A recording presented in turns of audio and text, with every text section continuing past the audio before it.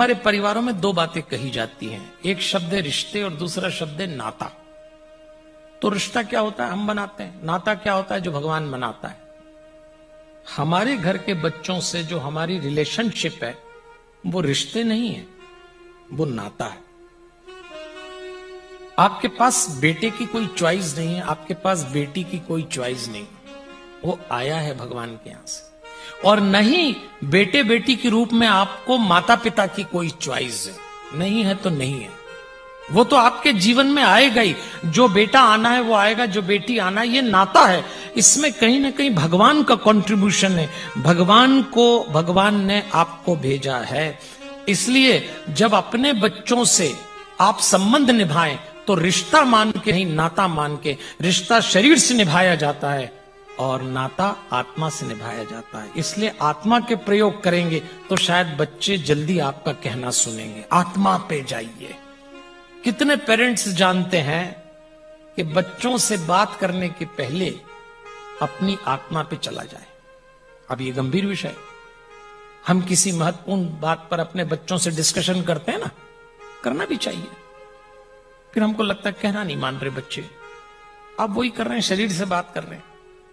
तो शरीर से तो रिश्ता निभाते हैं, आपका तो नाता है और नाता आत्मा पे निभाया जाता है।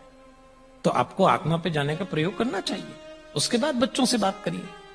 तो कितने पेरेंट्स हैं और आत्मा पे कैसे जाते हैं? एक ही तरीका है, आत्मा पे जाने का कोई दूसरा तरीका ही नहीं, एक ही है, और वो है मेडिटेशन, ध्यान, योग।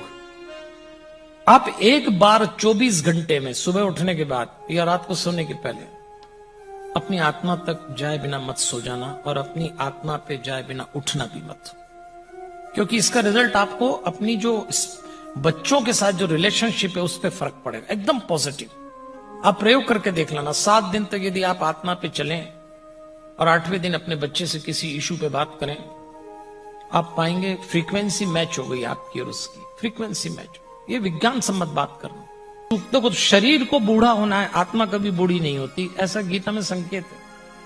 तो शरीर से तो आप बूढ़े हो ही जाएंगे, कब तक बच्चों को संभालेंगे, कब तक संभाल? एक दिन दादा दादी बन जाएंगे तो पहले अपने बच्चों को, फिर उनके बच्चों को देख के दुखी होते रहेंगे, इनके बच्चे, तो कब तक करेंगे? और ये जब शरीर बूढ़ा होता है तो इसकी मेमोरी चली जाती। इसलिए सारे समय आत्मा पे काम करिए। तो 80 साल में भी अगर आप आत्मा पे जाने की कला सीख गए तो आप 80 साल में भी जो बात बोलेंगे वो पूरा घर सुनेगा। आत्मा पे जाइए। शरीर का क्या है?